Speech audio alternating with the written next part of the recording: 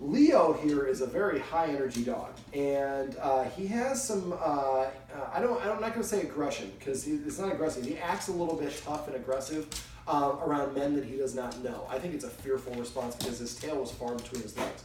In this video, I'm going to show you how you can teach your dog to focus on command, because one of the things that he had a problem with was eye contact, or direct eye contact. And for a lot of dogs, direct eye contact from a stranger is a challenge. Now, for people he likes, that's a good positive thing, but it depends. So you saw he's very pawing at me. I'm using these really high value training treats. Come here, Leo. Sit. So what I'm going to do is I'm going to have about 12 treats in this hand, 1 treat in this hand. I'm going to hold it between my thumb and forefinger like the OK. I'm going to have a wet spot here in a minute because he's going to be licking my knee, trying to get the treat. I'm going to actually brace this against my knee, so I have 2 points of contact, and that keeps him from being able to get to it. Now I want my hands to look uniform. I want the dog's head between my knees, so I go right there. Now what I'm doing is I'm not moving it at all under any circumstances unless he does one specific thing, which is to look at me in the face with his eyes. Not eye contact, facial contact. Now he's a dog. He's going to go straight to where the smell is strongest, which is what he's doing now. And he's pawing. He's trying to go through his whole bag of tricks to get that treat.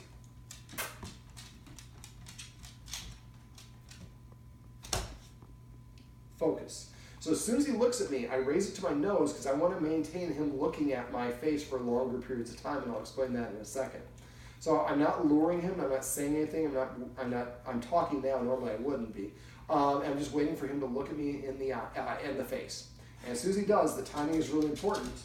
So we need to raise it to our nose. Now the reason I raise it to my nose, I want him to maintain that contact. Here, buddy. Focus. It would be ideal if he's here, but that'll work.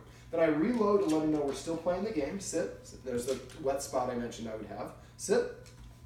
He doesn't necessarily have to sit. I just find it's a little bit easier when you have a dog that's kind of a fart in a frying pan like Leo is. Focus. That was a good one. That was faster. So what I want him to do is understand, if I don't know what to do, I want to look to the humans for guidance. Focus. Now, eventually, this works in 2 different capacities. Actually, there's a lot of benefits to this exercise, actually.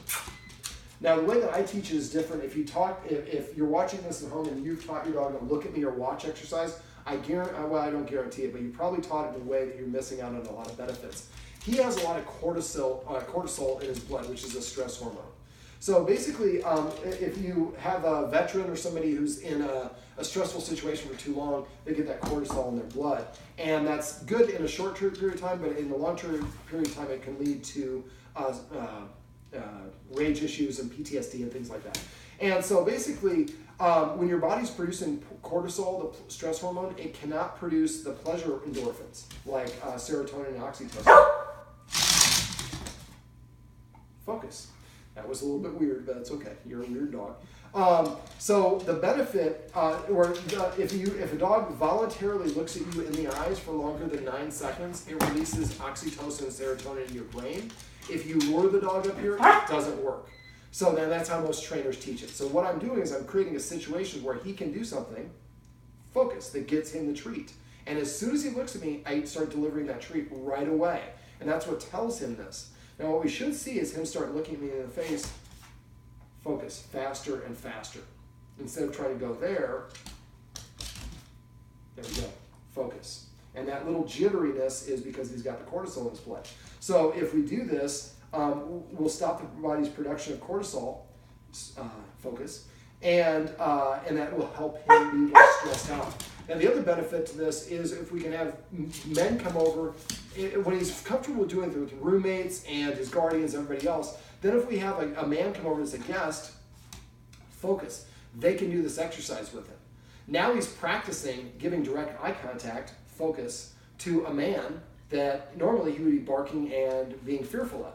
And we're creating a positive association. Focus. Now, when you're doing this, at first I want to have about 12 treats, and I'm going to count it out the first step. 1 second, 1 second, focus.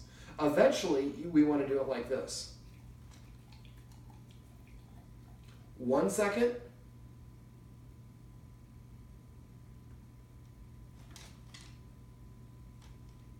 Focus.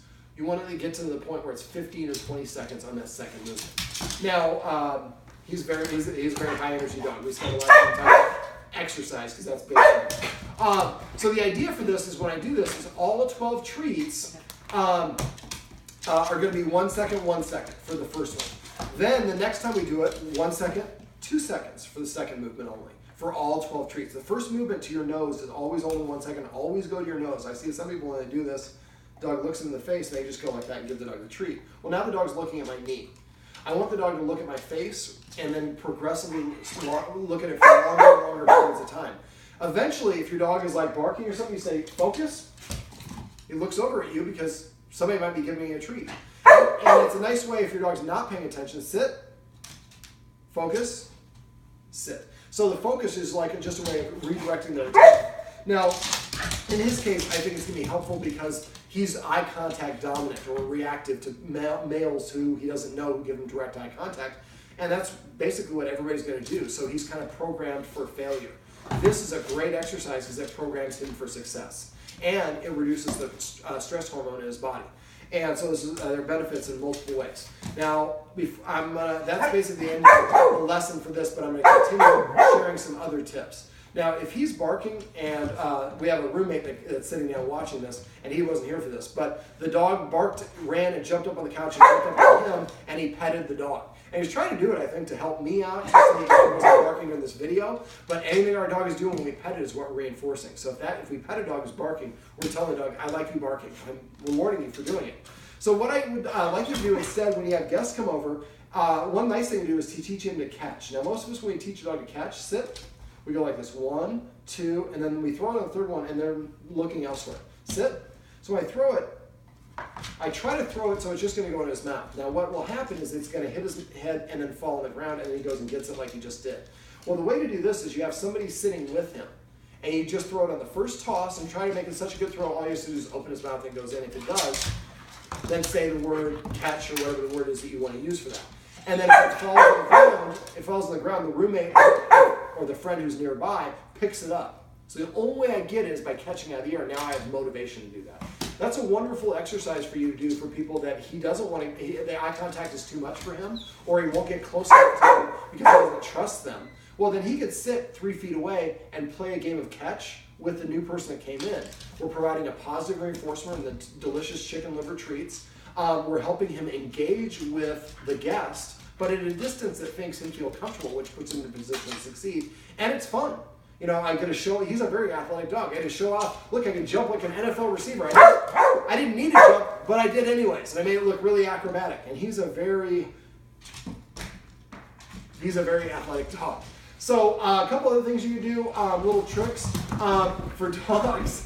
Out inside is a more confined area. Actually, for what the guardian does for a living, inside is a more dangerous job for what he does. Being outside gives him a lot more escape routes, essentially.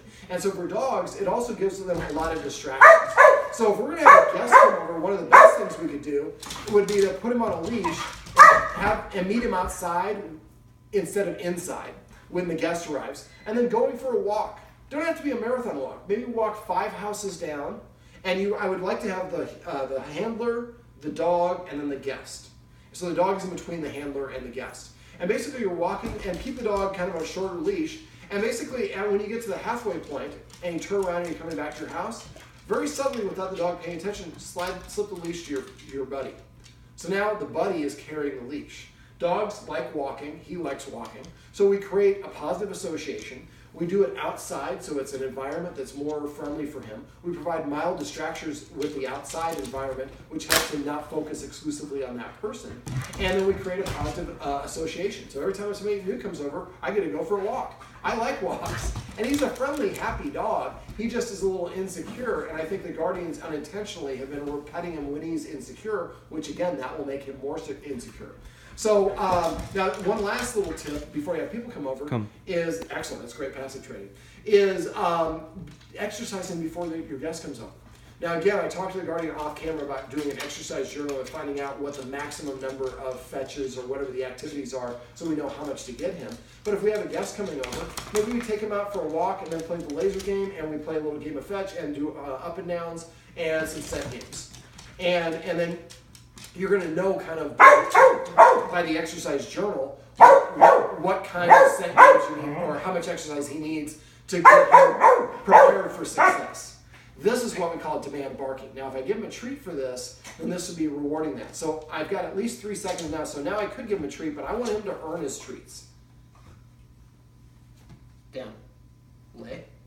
Sit. Lay. The more that he gets stuff for free, the more he's going to throw these little temper tantrums and expect things that are inappropriate. Let's come over here, Leo. Sit. Sit. Let's do one more focus. Focus. This is how you can teach your dog to focus, as well as a couple bonus tips to help your dog if it's reactive to other people it doesn't know. I know.